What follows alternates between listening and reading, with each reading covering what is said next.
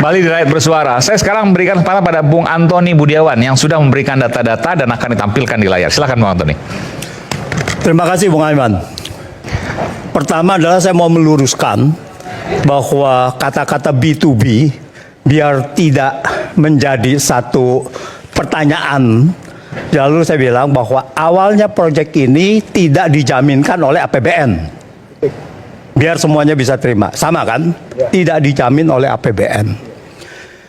Yang kedua, kereta cepat Wus ini sudah bermasalah apa belum?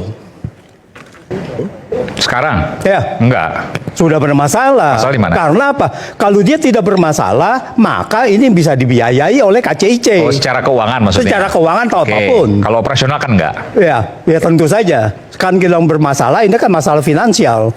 Ya, dari Nah, jadi di sini secara finansial kita sudah bermasalah.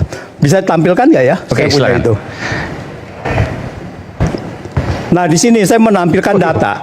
Ini kayak Ya. kuliah lagi nih. Nah, kita ngelihat yang pertama, initial. Boleh maju sini, Ya. Antoni. Yang mana Pak Tony? Kita yang pertama ada initial. Ya, Oke. Initial adalah Jepang menawarkan 6,2 miliar US dollar. Oke. Kemudian China menawarkan 5,5 miliar dolar. Lebih murah. Oke. Lebih murah. Lalu 6,2 versus 5,5 miliar. Oke. Nah, di situ katanya dipilih. Oke. Tapi kita lihat pembiayaan adalah 75%. Dua-duanya mengatakan 75%. Ya. Ya, dengan bunga per tahun 0,1% dan China 20%. Jadi kalau 2,0.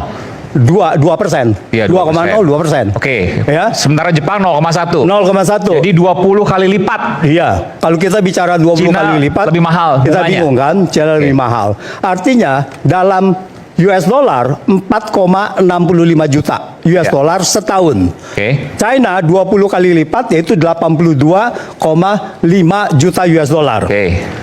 Bunga dalam 10 tahun 46 juta untuk Jepang dan 825 juta untuk China. Oke.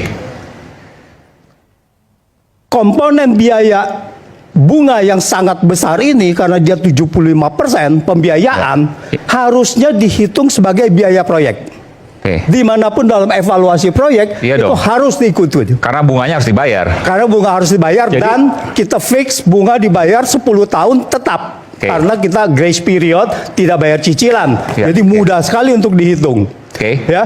Jadi kalau kita bilang biaya proyek plus bunga 10 tahun, Selama 10 tahun maka Jepang lebih murah. biayanya cuma 6,246,5.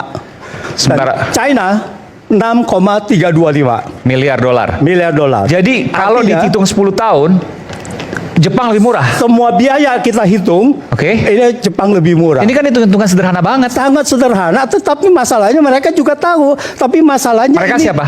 Mereka ya yang mengevaluasi proyek. Yang Mengevaluasi menentukan proyek. proyek. waktu itu. Iya. Yang tadi disebutkan Bu Rini Sumarno, lalu Pak Luhut gitu ya. Ya. Ya, mungkin dia ada timnya, ada task force-nya dan Iya, tim, sebagainya oke. gitu kan. Karena yang- Mereka sudah tahu. Nah, disinilah bahwa terjadi asymmetry information. Nggak, Yang di sebentar. sini kita tidak diungkapkan. Enggak, ini kan kalau ada hitung-hitungan seperti ini nggak perlu ada yang ditutup-tutupi. Ini kan terbuka semua, bunganya sekian, pokoknya sekian, 10 tahun hasilnya sekian. Nah, oke, Sederhana sebentar. banget. Sebentar, saya masuk dulu Betul, di situ. betul. Nggak, artinya begini, kalau seandainya dipikir antara Cina dan Indonesia yang kemudian saling menutupi, enggak juga, karena Nggak, dua-duanya nggak. terbuka. Bukan, ini- Yang ada adalah, jadi kalau menurut saya koreksi kalau saya salah, Bung Antoni. Yang seperti ini, kalau menurut Bung Antoni sampaikan seperti ini, artinya pemegang proyek pada waktu itu menutup-nutupi supaya kelihatan Cina lebih untung padahal lebih rugi. Nah, di sini ada kecenderungan proyek ini memang mau diserahkan kepada pihak Cina. itu dalam hal ini Cina. Oke. Ya, maka ini tidak masuk dalam evaluasi.